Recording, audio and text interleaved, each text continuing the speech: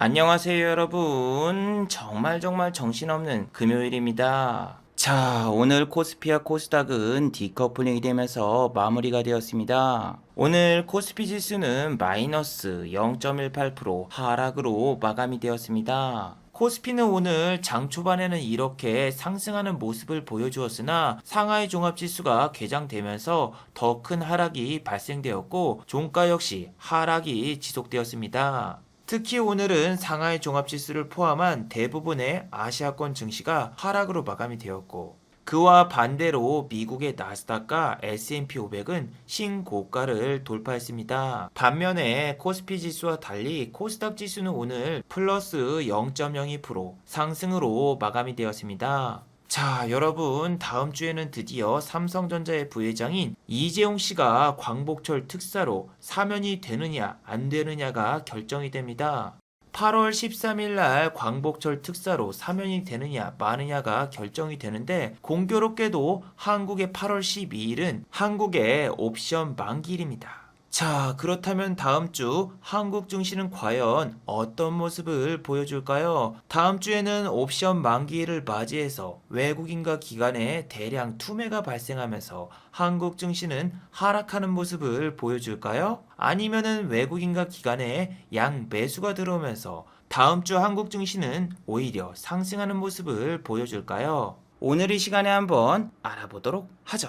자, 지금 시각이 3시 47분입니다. 시간의 단일가, 유럽장, 미국장, 그리고 야간 선물도 다 끝나지 않았습니다. 그래서 매까지는 배제를 해보고 진행해 보도록 하겠습니다. 자, 그럼 먼저 해외 시황과 국내 시황, 그리고 오늘의 특징주를 한번 살펴보도록 하겠습니다. 자, 그럼 먼저 해외 시황입니다. 자, 먼저 다우지수입니다. 다우지수는 어제 플러스 0.78% 상승으로 마감이 되었습니다. 장 초반부터 다우지수는 이렇게 상승으로 출발했습니다. 장 중후반까지 단 한 번의 하락도 발생하지 않았으며 장 막판에는 이렇게 종가 최고가로 마무리가 되었습니다. 오늘도 만약에 다우지수가 상승으로 마감이 된다면 다우지수는 또 한 번 52주 신고가를 돌파할 수 있습니다. 자, 그리고 나스닥 종합지수 역시 어제 다우와 마찬가지로 플러스 0.78% 상승으로 마감이 되었습니다.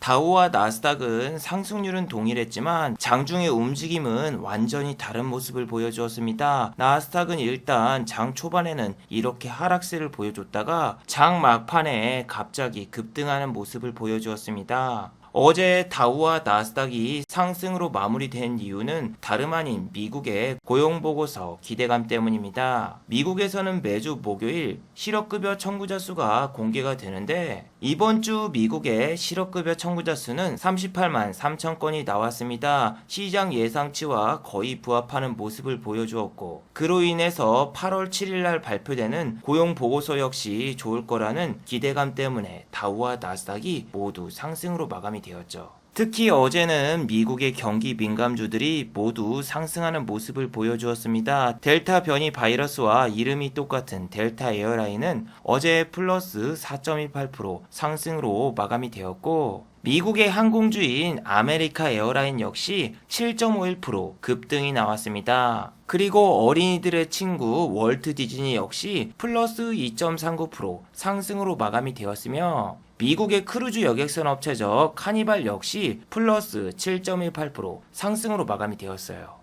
자, 그렇다면 여러분, 한국의 경기 민감주 역시 오늘 반등이 나왔을까요? 아침에 장이 개장되고 코스피와 코스닥을 보시면은 하락 종목이 이렇게 훨씬 더 많은 상황이었어요. 그런데도 불구하고 한국의 항공주나 경기 민감주들은 미국 증시를 따라가면서 아침부터서 이렇게 상승하는 모습을 보여주었죠.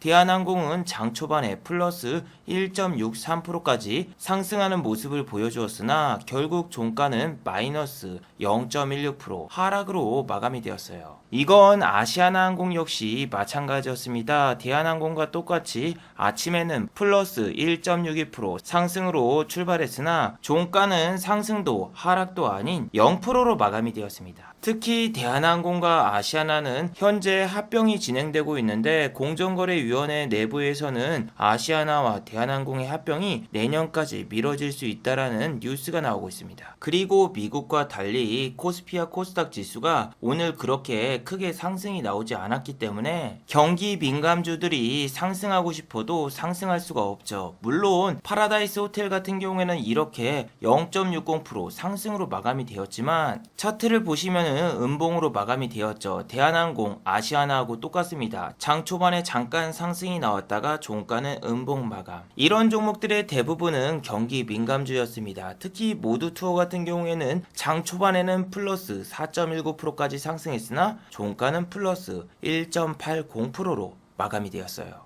자, 그리고 여러분, 제가 이틀 동안 여러분들께 계속 말씀드렸던 미국 주식이 있죠.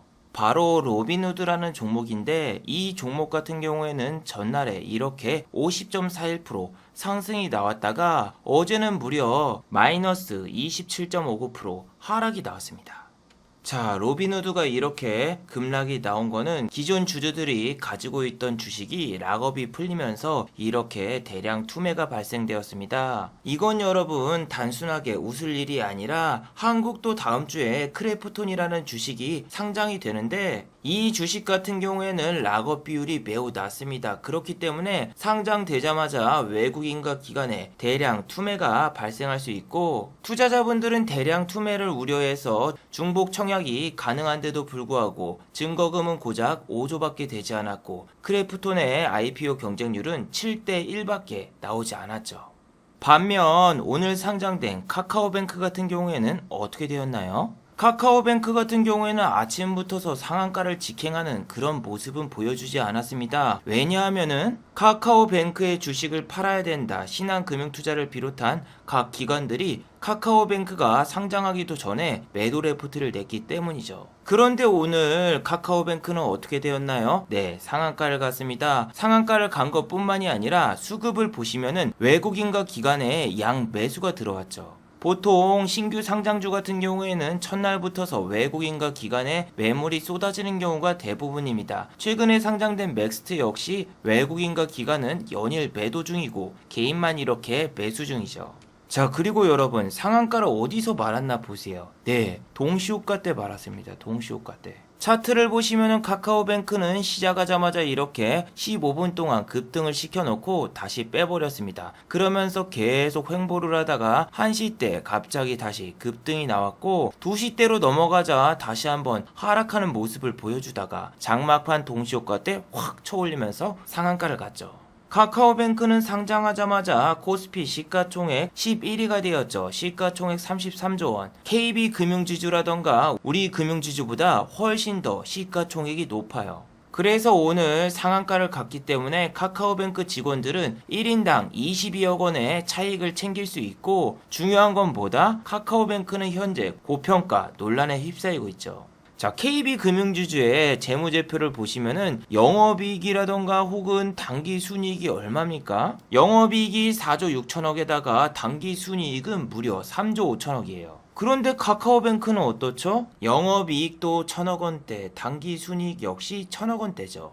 아무리 주식이 미래가치를 선반영한다고 해도 시가총액이 이게 말이 되느냐 이런 논란이 생길 수밖에 없습니다. 자, 그리고 카카오뱅크 관련주는 오늘 전혀 상승이 나오지 않았습니다. 예스24 같은 경우에는 오늘 마이너스 0.67% 하락으로 마감이 되었죠. 자, 카카오뱅크가 상장이 되면은 예스24는 재료 소멸로 무조건 하락할 수밖에 없어요. 그나마 카카오뱅크가 처음부터서 상한가로 잠가버리고 시작을 하면은 예스24도 조금이라도 상승이 나올 수 있을 텐데 오늘 장막판에 상한가를 갔기 때문에 예스24는 오늘 마이너스로 마감이 되었죠. 자, 그렇다면 여러분 지금 카카오뱅크가 상한가가 잠겼으니까 예스24는 지금 시간의 단일가에서 급등이 나왔을까요? 네, 그럴 리가 없죠. 다음 주에 카카오뱅크가 상한가로 출발할 것도 아니고 다음 주에 카카오뱅크를 사면 되는데 굳이 예스24를 살 필요가 있을까요? 아니 천재님, 카카오뱅크가 다음 주에 점상으로 출발할 수도 있잖아요. 이렇게 말씀하시는 분이 있을 수 있겠지만, 자 여러분, 보통 점상으로 출발하는 종목들은 외국인이라던가 기관의 비율보다 개인 투자자의 비율이 높은 종목들이 점상을 계속 가요. 자, 윤석열씨 테마주 위즈코프 같은 경우에는 시가총액도 적고 이렇게 상한가를 갈 때 외국인과 기관의 보유 비율을 보시면은 10%가 안 됩니다. 이런 종목들은 상한가를 매번 갈 수가 있어요. 이런 종목들 같은 경우에는 조막손 동호회들이 돈만 조금 써서 상한가를 말 수도 있지만, 카카오뱅크는 지금 코스피 시가총액 12위 종목입니다. 12위 종목. 이 종목이 지금 또 한 번 점상을 보내려면은 돈이 어마어마하게 많이 들어가요. 물론 이 종목은 신규 상장주이기 때문에 현재 공매도가 되질 않아요. 물론 외국인과 기관이 합심해서 아침에 그냥 상한가로 잠가버리고 물량을 안 내놓으면은 상한가를 또 갈 수도 있겠지만, 여러분 다음 주에는 한국의 옵션 만기 일주입니다. 외국인이랑 기관이 주식을 마음껏 던질 수 있는 그런 장이죠. 자, 그리고 오늘 외국인과 기관의 수급을 보세요. 정말 오묘합니다. 콜옵션도 사고 풋옵션도 사고, 그리고 선물은 1조 원 가까이 순매도를 했습니다. 그런데 여러분, 최근에 외국인 투자자는 선물을 얼마를 샀을까요? 네, 3일 동안 3조 5천억 가까이 순매수를 했습니다. 그렇다면은 현물도 3조 가까이 순매수를 했을까요? 그건 아닙니다. 현물은 오랜만에 3일 동안 1조 6천억 정도 순매수가 들어왔는데, 오늘 같은 경우에는 금요일이고 휴가철이라서 외국인 투자자가 그렇게 큰 매수는 하지 않았습니다. 자, 그런데 외국인 투자자가 코스피에서 1조 6천억가량 순매수를 했어도 코스피의 순매수 금액 중 1조 원 가까이가 모두 삼성전자와 SK하이닉스를 매수한 금액이에요. 그래서 SK하이닉스와 삼성전자의 주가를 다음 주에 꼭 잘 체크하셔야 됩니다. 여기에 들어온 금액들이 코스피에 들어온 금액의 절반 이상이기 때문에 삼성전자와 SK하이닉스가 주가가 내린다? 그러면은 코스피 지수도 다시 한번 하락하겠죠. 이건 지난달 옵션 만기일과 똑같은 상황이기 때문에 여러분도 알고 계실 거예요. 지난달 옵션 만기일에도 이렇게 1조 원 이상 순매수를 했던 외국인이 옵션 만기일이 되자 이렇게 대량 매도를 해버립니다. 그런데 여러분, 지금 삼성전자와 SK하이닉스의 자리가 되게 애매합니다. 지난번 옵션 만기일 전에도 요렇게 올려놨다가 옵션 만기일이 끝나고 패대기를 쳤거든요. 근데 이번에는 빼는 척하다가 확 올려버리면은 베스트 오브 베스트. 이렇게 될 경우에는 한국의 코스피 지수가 다시 3,300포인트를 넘을 수 있어요. 그리고 다음 주 옵션 만기일 이벤트보다 더 재미있는 이벤트가 있죠. 바로 삼성전자의 이재용 씨가 8.15 특사로 사면이 되느냐 마느냐, 이 이벤트가 여러분을 기다리고 있습니다. 그래서 여러분, 삼성전자의 이 자리가 진짜 애매해요. 일단은 82,000원을 지지 안 해주고 외국인과 기관이 동반 양매도가 나와서 이렇게 빠졌는데, 삼성전자 오늘 외국인 기관의 매도한 수량을 보세요. 매도 금액도 그렇게 크지가 않아. 그냥 휴가철이라서 거래량도 별로 없고 금요일이라서 매수세가 없어서 이만큼 빠진 거거든요. 근데 여기서 만약에 올리면은 분명히 외국인과 기관은 콜옵션도 추가로 매수를 할 것이고 삼성전자도 추가로 매수를 할 거잖아요. 그래서 외국인 투자자가 일부러 지금 포지션을 안 보여주는 거잖아요. 콜옵션도 사고 풋옵션도 사고 삼성전자도 그렇게 많이 안 팔고, 이렇게 되면 옵션을 투자하는 개인 투자자분들이 어느 쪽에 베팅을 해야 되는지 갈피를 못 잡게 돼요. 그런데 저는 지난주 영상에서도 말씀드렸지만, 그냥 다음 주에 만약에 이재용 씨 석방 기사 나온다? 그러면 삼성전자 잠깐 위로 끌어올리는 척하고 고점에서 매도하고 고점에서 공매도 치고 풋옵션 풀매수하면은 그냥 개인들 다 죽는 거 아닌가요? 만약 저런 시나리오가 나온다면은 삼성전자는 다시 7만전자로 돌아갈 뿐더러 코스피 지수 역시 하락을 하겠죠. 그런데 반대로 이런 시나리오도 있습니다. 당연히 이재용 씨가 석방이 될 거라고 생각하는 게 아니라 석방이 불발이 돼. 그리고 외국인이라던가 기관은 삼성전자를 풀매수를 때려버립니다. 그러면 어떻게 된다? 당연히 개인 투자자분들은 풋옵션을 사는데 지수가 오히려 상승하면서 개인 투자자분들은 개박살이 나겠고, 어떻게 되든 외국인과 기관 투자자는 결국 승리를 하는 이런 시나리오가 나오죠. 그리고 다음 주에는 크래프톤 상장 이슈도 있고 MSCI 지수에 과연 어떤 종목이 편입이 되는가, 분기 리뷰까지 있기 때문에 다음 주에는 여러분 생각보다 매매가 쉽지 않을 가능성이 높아요. 물론 오늘도 매매는 절대 쉽지 않았습니다. 코스피와 코스닥이 상승과 하락 종목이 어제와 완전히 반대가 되었죠. 자, 어제 종가에는 코스닥이 상승 종목이 900 종목이고 코스피 역시 상승 종목이 500 종목이었습니다. 그런데 아침에 이런 결과가 나왔다는 얘기는 코스닥 종목에 종가 베팅을 했으면 거의 80%가 실패를 했다는 이야기입니다. 특히 여러분 정치 테마주에 종가 베팅을 하신 분들은 아주 싹 망했습니다. 윤석열 씨 테마주 보세요. 아침부터서 이렇게 대부분 하락으로 출발했고 윤석열 씨 대장주 웅진 같은 경우에는 무려 7.08% 급락이 나왔습니다. 아니 윤석열 씨 같은 경우에는 그냥 가만히 있으면 되는데 자꾸 기자회견이라던가 혹은 인터뷰에서 이상한 말을 꺼내가지고 지지율이 하락합니다. 어제는 갑자기 일본의 후쿠시마 원자력 발전소가 방사능이 유출이 되지 않았다, 이러한 의견을 꺼냈습니다. 자, 윤석열 씨는 어제 탈원전 정책에 반대를 하며 일본의 후쿠시마 원전은 방사능 누출이 되지 않았다, 이러한 인터뷰를 꺼냈어요. 그래서 저런 발언은 지지율이 하락할 수 있기 때문에 아침부터서 애니 능률을 비롯한 윤석열 씨 테마주 대부분이 하락으로 마감이 되었어요. 오늘 애니 능률 같은 경우에는 마이너스 4.58% 하락으로 마감이 되었습니다. 자, 그런데 여러분 지금 애니 능률을 외국인이 계속 4일 동안 사고 있는데 이런 수급은 여러분 절대 신경 쓰시면 안 됩니다. 웅진의 수급을 보세요. 8월 3일이랑 8월 5일 수급이 지금 얼마입니까? 100만 주를 매수했습니다. 100만 주. 근데 여러분 외국인 투자자가 3일 동안 계속 매수와 매도를 반복해도 웅진의 주가는 한 번도 안 오르고 이렇게 계속 빠졌습니다. 자, 그리고 오늘 외국인 투자자는 웅진을 로스컷 쳤죠. 자, 차트의 21선이라던가 혹은 볼린저 밴드의 중앙선 모든 선을 다 깨버리고 이렇게 내려왔는데, 자, 여러분들이 좋아하는 자리야 외국인의 수급이 일치하는 경우가 많았죠. 자, 보세요. 5월 3일. 자, 5일선이 여기 녹색 선이거든요. 5일선을 깨버리면서 외국인의 수급이 얼마가 들어왔습니까? 53만 주. 그리고 딱 61선에서 브레이크 걸고 다시 반등.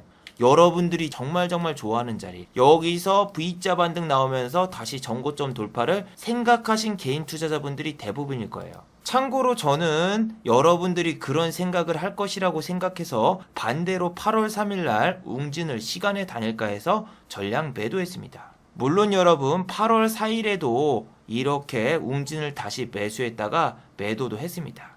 요즘 트렌드가 수급을 보여준 다음에 올릴 것처럼 보여주고 오히려 안 가고, 그리고 여기서 로스컷이 나오는 경우가 많아요. 윤석열 씨 테마주 말고도 최재형 씨 테마주를 보세요. 아침부터 모두 하락으로 출발했죠. 자, 최재형 씨 테마주가 저렇게 하락한 이유는 어제 영상에서도 말씀드렸지만 최재형 씨의 지지율이 지금 홍카콜라, 홍준표 씨보다 더 낮습니다. 원래 최재형 씨의 지지율은 5%였는데 지금은 2% 부족합니다. 최재형 씨 테마주 한세 NK 같은 경우에는 마이너스 5.96% 하락으로 마감이 되었습니다. 근데 한세 MK의 외국인 투자자의 수급을 보시면은 와, 사고 싶다 이런 생각 안 들어요? 밑에 수급만 보세요. 20만 주 넘게 사고 지금 계속 이렇게 연일 매수하고 있는데 언제까지 제 어깨춤을 추게 할 겁니까? 그런데 여러분 지금은 주식을 수급 보고 매도하는 시대는 다 끝났습니다. 최근에는 수급이 아무런 의미가 없어요. 자, LNF 테슬라 관련주죠. 자, LNF의 대량 매수가 여기서 들어왔습니다. 자, 여기서 들어왔으면은 개인 투자자분들이 생각하는 게 보다 수급 이탈이 없으면은 이런 데서 삼은봉이 나오고 요런 데서 V자 반등이 나오는 그런 시나리오를 생각하고 있었을 거예요. 왜냐면은 3일 동안 신용이랑 미수를 털어버린 다음에 V자로 반등이 나오는 패턴이 상당히 많거든요. 자, 최근에 국전약품 보세요. 신용 미수 여기서 3일 동안 다 털어버리고 V자 반등. 그리고 LNF의 수급을 보세요. 와, 여기 이틀 동안 몇만 주를 샀나요? 무려 60만 주를 매수했죠. 그리고 이 밑에도 수급을 보세요. 59만 주. 이 밑에도 계속되는 수급이 매집되어 있기 때문에 LNF 물려도 그냥 존버 때리신 분들이 상당히 많을 거예요. 지금은 거의 한 달 가까이 이렇게 조정을 주고 있는데 여기서 또 한번 상승이 나오지 않을까 이런 생각을 가지고 있는 분도 있겠지만 LNF가 여러분 조금 악질이에요. 지난번에도 이렇게 V자 반등을 보여주나 싶었다가 다시 내려가고 3개월 만에 이렇게 다시 V자 반등이 나왔거든요. 그리고 지금 외국인 투자자의 수급을 보세요. 로스컷 치고 있죠. 로스컷. 비싼 데서 사고 싼 데서 매도하는 개인 투자자 같은 매매를 하고 있습니다. 요즘에는 외국인 투자자가 그냥 로스컷을 쳐요. 옛날에는 만약에 외국인 투자자가 여기 물려있다? 그럼 여기까지는 왔다가 내려가거든요. 근데 지금은 보세요. 최재형 씨 관련주 성우테크론 같은 경우에는 8월 3일 날 이렇게 85,000주에 수급이 들어왔죠.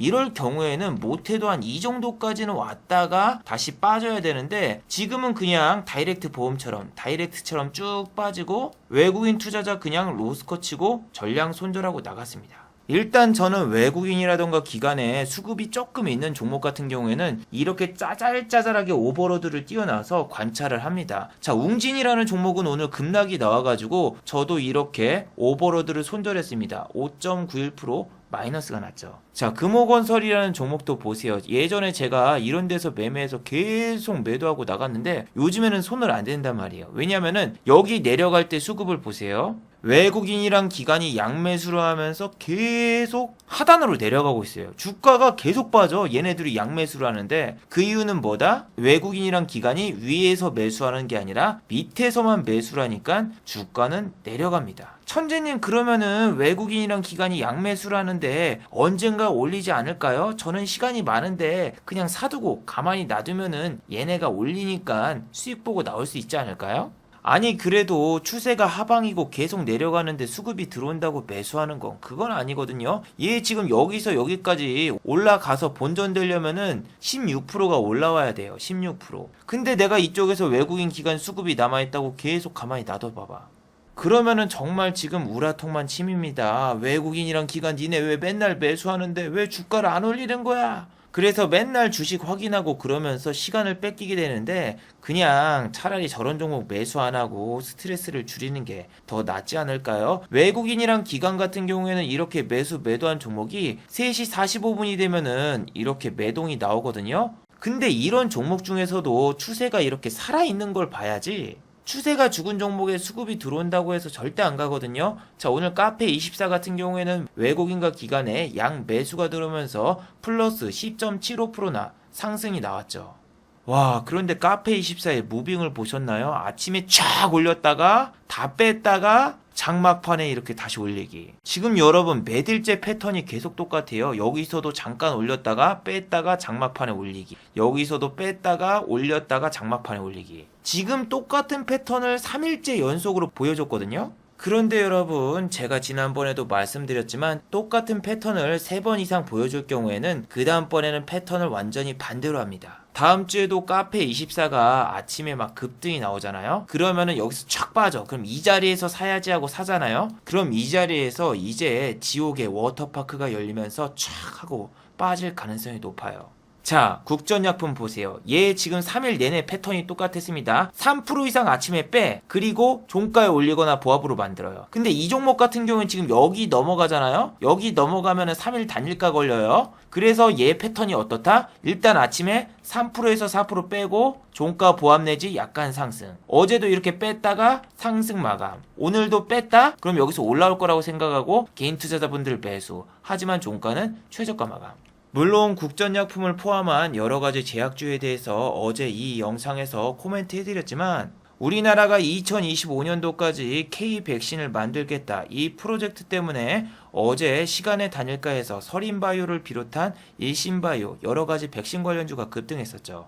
자, 아침에 서린바이오를 보시면은 19.13%까지 상승이 나왔습니다. 하지만 어제 코멘트 해드렸다시피 지금은 저런 뉴스 나온다고 서린바이오, 일신바이오, 셀로메드 상한가 절대 못 간다. 제가 어제 영상에서도 말씀드렸지만 저런 건 그냥 단기적인 이슈고 중요한 거는 정권이 바뀌기까지 앞으로 1년도 안 남아서 백신 개발 프로젝트 다 해도 정권 바뀌면은 전부 다 취소되거나 예산이 삭감되면서 그냥 흐지부지 되는 경우가 대부분이었습니다. 메르스라던가 사스 때도 똑같았죠.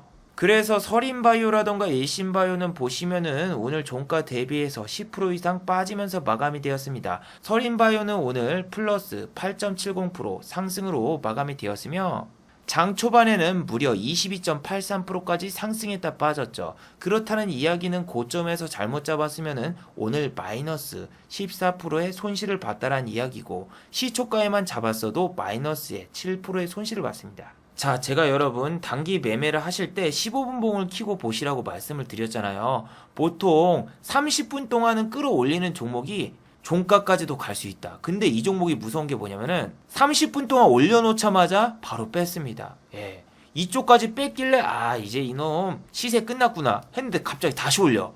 뭐지? 아니 얘가 오늘 상한가를 간다고? 아 그럴 리가 없는데 오늘 금요일인데 에이 장난치지 마 했는데 계속 여기서 와리가리 치면서 1시까지 가더라고요. 그런데 어제 영상에서 마지막에 정리해드릴 때 말씀드렸죠. 분명히 금요일이라서 상한가를 가는 종목은 하나도 없을 것이며 휴가철이라서 오히려 윗골이 달고 마감될 것이다. 자, 서린바이오와 마찬가지로 일신바이오도 장 초반에는 7.94%까지 상승했으나 종가는 1.11%로 마감이 되었어요. 이 종목 같은 경우에는 어제 시간의 단일가에서 8% 가까이 상승이 나왔기 때문에 시간의 단일가에서 추격 매수를 하신 분들은 오늘도 손실을 보셨겠죠. 지금은 여러분 시간의 단일가 초반에 상한가를 가는 종목들이라던가 급등이 나오는 종목은 주의를 하셔야 됩니다. 자, AMP라는 종목은 시간의 단일가가 시작하자마자 상한가를 갔었거든요. 근데 지금 종가가 얼마입니까? 플러스 4%. 시간의 단일가 상에서 잡으신 분들 벌써 마이너스 6%입니다.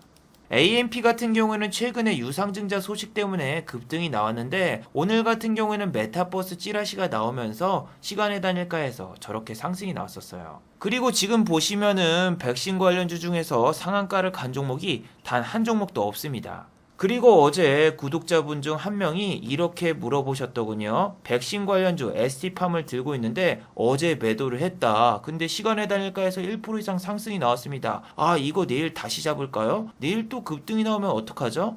아니 그런데 저는 영상 마지막에 말씀드렸잖아요. K 백신 글로벌 회의 그다지 큰 이슈 아니고 내일 그냥 윗꼬리 달고 떨어질 거라고. 그리고 여러분 본인이 매도하고 나온 종목 그냥 쳐다보지 말고 관종에서 삭제해버리세요. 아니 ST팜 보세요. 오늘 마이너스 1.59% 하락으로 마감이 되었잖아요. 이거 오늘 추격 매수 잘못했어 봐요. 플러스 4.10%까지 상승했다가 빠졌으니까 마이너스 5%로 마감. 어제 수익 본 거 그냥 다 날아갈 수 있었죠. 수급을 확인해 보셔도 외국인과 기관은 이렇게 양 매도를 했고 정말 무서운 게 뭐다? 자, 지난번 7월 2일 고점을 터치하려고 하는 순간에 바로 빼버렸고 전일 고점은 또 뚫어줬어요. 이 종목 같은 경우는 시작하자마자 이렇게 프로그램 매도가 나왔기 때문에 절대로 접근해서 안 되고 ST팜과 다르게 이런 경우도 있어요. K사인 보세요. 오늘 프로그램으로 몇만 주가 매도가 됐습니까? 10만 주입니다. 10만 주. 아주 보기 좋게 외국인과 기관이 50만 주씩 나눠가지고 오늘 K사인을 매도했고 개인 투자자만 이렇게 물린 상황인데 자 그런데 여러분 아침에 잘 보세요. K사인은 아침부터서 이렇게 급등이 나오고 있고 프로그램은 아침부터서 20만 주 이상 매수 중입니다. 그래서 저는 아침에 저렇게 프로그램 매수를 보고 호다다다다닥 K사인을 매도하고 나왔어요. 자 여기 보시면 9시 3분에 프로그램이 매수에서 매도로 바뀌었거든요. 매도로 바뀌는 순간 바로 다 던졌습니다. 그리고 K사인은 오늘 지옥행 특급 열차를 타고 아침부터서 오후장까지 그냥 이렇게 계단식 하락이 나오면서 종가 최저가로 마무리가 되었죠. 그래서 아침에 이렇게 프로그램 매도 나오는 종목은 여러분들이 쳐다보지도 마세요. 물론 이게 갑자기 매수로 바뀌어서 중간에 확 상승도 나올 수 있지만 여러분들이 그 순간을 캐치해서 본인이 매수할 수 있어요? 아니면 저처럼 이게 프로그램이 순간적으로 매도로 탁 전환되는 순간 같이 시장가로 던질 수 있어요? 저런 걸 순간적으로 반응을 해야 되는데 일단 비중이 크면은 밑에 호가창이 얇아서 던질 수가 없고 꼭대기에서 잡았으면은 주가가 너무 빨리 떨어져서 못 던지는 경우도 많습니다. 자 오늘 보락 이 종목 같은 경우에는 아침에는 10.88%까지 상승했으나 종가는 0%로 마감이 되었죠. 보시면은 10시 5분에 순간적으로 마이너스 8%를 빼버립니다. 근데 10시 8분 되기 전에는 프로그램에서 갑자기 이렇게 매수가 들어왔다 매도가 들어왔다 약간 아리까리한 모습을 보여주거든요. 10만 주 딱 들어왔으면 와 이거 올라가겠구나 하면서 개인 투자자분들이 들어오는데 결말은 아시다시피 나락을 갔죠. 그래서 여러분들이 생각보다 프로그램 매수 추이를 보고 매매하시는 게 힘들 수가 있어요. 그리고 가장 중요한 게 뭐냐면은 프로그램이 매수 중이면은 본인이 손절을 하려고 해도 아 이거 외국인이랑 기관이 사는 것 같은데 손절하지 말아야지 하면은 그 순간 날아갑니다. 왜냐하면은 저 프로그램 매수가 기타 법인이 샀으면 어떻게 하려고요? 회사 임원진이라던가. 그래서 여러분들이 저렇게 프로그램 매수 매도만 보고 주식을 하는 거는 솔직히 너무 힘들어요. 너무 변수가 많습니다. 그리고 여러분, 오늘 한국투자증권은 HTS와 MTS가 접속이 안 되셨는데 다들 괜찮으셨나요? 자, 오늘은 카카오뱅크 상장 첫날이었는데 한국투자증권 MTS와 한국투자증권 HTS가 먹통이 됐습니다. 무려 1시간 동안 말이죠. 그런데 여러분, 정말 웃긴 게 뭔지 알아요? MTS와 HTS가 접속이 안 돼서 오히려 고맙다라는 글들이 네이버 카카오뱅크 종목 토론방에 게시물들이 계속 올라오고 있어요. 장 초반까지만 해도 카카오뱅크는 이렇게 20% 가까이 급등이 나와서 한국투자증권 HTS와 MTS를 쓰시는 분들은 우라통이 치밀었습니다. 아, 아침에 접속이 안 돼서 못 팔았네, 너무 열받는다, 이러시던 분들이 오후장에 갑자기 이렇게 상한가 근처까지 가버리니까 고맙습니다 한국투자증권, 덕분에 상한가 먹었어요 하면서 기뻐하시는 주주분들이 너무너무나 많습니다. 아니, 정말 신기하게도 SK바이오사이언스가 상장할 때는 미래에셋이 먹통이 됐었는데 이때는 오히려 급락이 나와서 미래에셋 증권사를 욕하시는 분들이 대부분이었는데 이때도 여러분 종가는 상한가를 갔었어요. 자, 그렇다면 여러분, 이건 시그널이 아닐까요? 신규 상장주 상장을 했는데 증권사 하나가 접속이 안 된다? 그건 상한가를 간다는 일종의 시그널이 아닐까요? 자, 마지막으로 한번 정리해 보도록 하겠습니다. 1번, 다음 주 옵션 만기일을 주의하세요. 이번 주에는 외국인 투자자가 코스피를 1조 7천억 원 순매수를 했습니다. 하지만 다음 주 옵션 만기일 기간에는 이번 주에 매수했던 물량들을 고스란히 전부 매도할 수 있고, 삼성전자의 이재용 부회장이 광복절 사면이 되면은 외국인 투자자는 삼성전자를 대량으로 매도할 수 있으니 꼭 주의하시길 바랍니다. 2번, 카카오뱅크 관련주는 추가적인 하락이 나올 수 있습니다. 카카오뱅크 관련주들은 오늘도 상승을 하지 못했습니다. 다음 주에는 만약에 카카오뱅크가 하락을 하면은 관련주들은 더 큰 하락이 나올 수 있어요. 그래서 카카오뱅크가 다음 주에 상한가를 가지 않는 한 관련주들은 재료 소멸로 인해서 횡보 내지 하락이 계속될 수 있으니 주의하시길 바랍니다. 자, 유튜브 광고도 끝까지 시청해주시면 정말로 고맙겠고, 좋아요와 구독하기도 많이 눌러주시면 정말로 고맙겠습니다. 아, 그리고 또 어제 생방송 전에 저를 후원해주신 정말 고마운 분들이 계셨네요. 네, 제 유튜브 영상 밑에 있는 투네이션 후원하기 버튼을 눌러주시면 저를 후원해주실 수 있는데, 아, 제가 착각했네요. 오늘은 후원해주신 분이 아무도 안 계셨습니다. 자, 다들 수고하셨고 즐거운 주말 되시기 바랍니다. 다들 수고하셨습니다.